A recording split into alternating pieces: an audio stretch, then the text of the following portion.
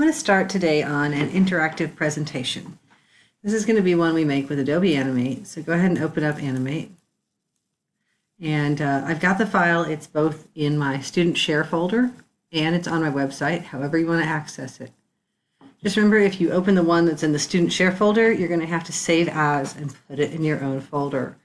The computer will not let you save it to my folder. You have to save it to your own. So here's the file. It's called Hawaii Interactive, and right now it's just a really pretty blue screen. I'm going to make it so I can see the whole thing. And it's a bunch of photographs, large and small versions of several photographs, and there's a ukulele sound in there. Just a real quick little ukulele sound. This is the background. It's the picture you're looking at now. It's already been placed, and the background layer has actually been set to 80 frames, so that way when we get in there later and move things around and write script to tell it to go to certain frames, we've got plenty of space to see what we're doing. Background layer is locked, so the first thing you want to do in this is you want to make a new layer. There's my new layer icon, and my first new layer that I'm going to make is going to be for the navigation bar that goes at the top of the screen. So I'm going to call it nav bar. Just a real quick kind of shortcutting of the words navigation bar. That's going to be where I draw a rectangle. So my rectangle tool is right here, and I'm just going to use the regular, not the rectangle primitive tool. And it doesn't even necessarily matter the properties of your rectangle right now. It doesn't matter what color you make it. You just drag and drop. I made a purple rectangle with a black stroke right this minute. And that's fine because I'm about to change it, and I'm about to put in a hexadecimal code for the color I want. So first off, I'm going to go to the Properties window, take my black arrow, double-click the rectangle so I have it selected, and in my Properties window I see all the properties of that rectangle. I'm going to set my X and Y coordinates to 0 and 0. That way it'll line up in the upper left-hand corner. So 0 and 0, nice and lined up. And now I want it to be a certain size. So it's going to be 900 pixels wide. And it's going to be 130 pixels tall, 130. It's exactly how I want it to be. Now I want it to have no color for a line on the outside. So right here where the stroke is, I want that not to be black, but just to be that little thing with the red stripe on it. That little red stripe means transparent. And the color I'd like for this to be, I'm going to be very specific about because I want you guys to see how to do this. No matter what I hover over here, the number in this box changes. This is a hexadecimal color. This is what the internet and what browsers use to decide what color it is. If you want something on the internet to be red, you don't type red, you type FF0000. If you want something on the internet to be black, you don't type the word black, you type a bunch of zeros. If you want it white, type a bunch of Fs. You get the idea. So the color we're going to go for here, we're just going to click inside that box and legitimately just type the whole thing in. It's a really weird color, 3E, and this doesn't matter if you use capital or lowercase, it will figure it out. 3F, and the last two digits are A9. 3E, 3F, A9. That is our hexadecimal color. If you hit enter, it will be the exact right color. So far, so good. So when we're done with that, we're going to lock the navbar layer and we're going to make another layer. Our new layer is going to be for the title. And surprisingly, we're going to call it title. I know. With that, we're going to take our type tool here and we're going to write the title Hawaii. Now, in this lesson, the way I've got it written out, I've got a specific color and a specific font and a specific size that I want it to be. So I'm going to do it to my standards, but you can do it to your standards if you so desire. I'm going to, first of all, it says for me to do Arial and bold.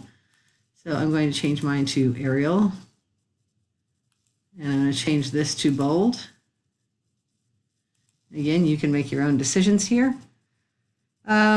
White is going to be the color I'm going to use. White.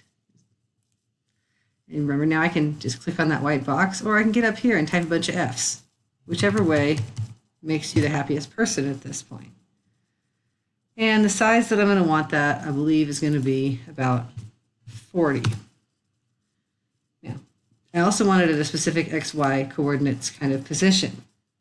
The X location I'd like is 15. It's going to put it just slightly below the top of the stage. And the Y position I want is going to be 0. Just like that. That's where I want the word Hawaii to be, because what I'm going to do on this navigation bar is I'm going to put buttons underneath it. So later on, when I get to the point of this, I'm going to have a button that goes under the word Hawaii. I can't have it too far down on the stage because all my buttons have to fit inside that bar I made. Anyhow, you're locking this layer and moving on. Oops, I made 2 layers, pardon me, to a new layer, and the new layer is going to be for your text. So the text is going to go in there, and it's going to be about Hawaii. Now I've got some text that I want to write, and I'm going to use the same font, the same color, and the same size and everything else because I like consistency.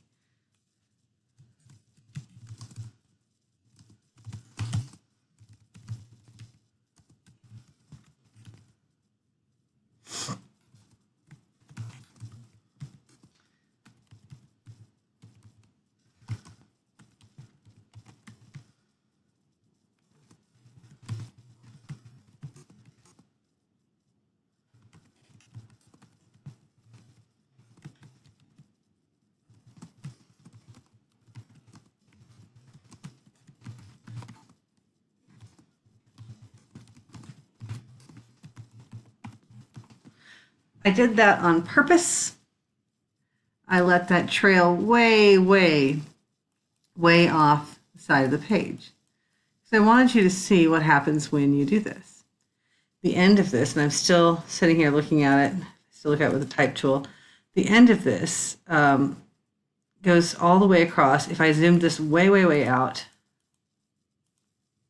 you'd see this is a really long piece of text, insanely long piece of text. What you want to do is you want to make that box so that the text wraps down to the next line. And in order to do that, with the type tool, you're just going to grab this far right, bottom right edge of it. I'm zoomed out too far to see it now, sorry. The bottom right edge of it with the type tool, and I'm just going to pull this back. When I do that, it starts to do a text wrap for me, you see? The bottom right edge, I'm just going to pull it back. See how it's wrapping to several lines now? If you don't draw a box and you find that it's just trailing off to the side, this is one way to fix it. Is to grab that bottom right edge and pull it back. Oh, I can do it with the arrow too, what do you know? Eventually what you're going to want here is you're going to want something that centers right up in the middle, and you're going to want it absolutely perfect, because later on, you're going to leave this on the stage for the entire duration of the movie. But later on, it's going to get covered up by photographs in subsequent frames. So right there, that's how it looks. Let me see if I spelled it right. 50. Yes, I spelled it right. Okay.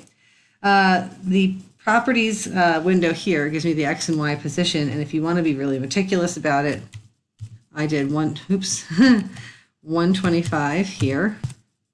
And I did 200 here. That way, when I place my photographs later, I'll be able to be kind of careful about that. The width is 700. And the height just sort of self-adjusts. So there it is. That's my text. I lock that layer, and I make a new layer. Again, just one new layer. My new layer is going to be called buttons. And this is going to be a good stopping point for now. I'm going to make this one piece of the lesson and post this. And then after that, I'm going to go and make a second piece of the lesson, and that's going to be how to build the buttons.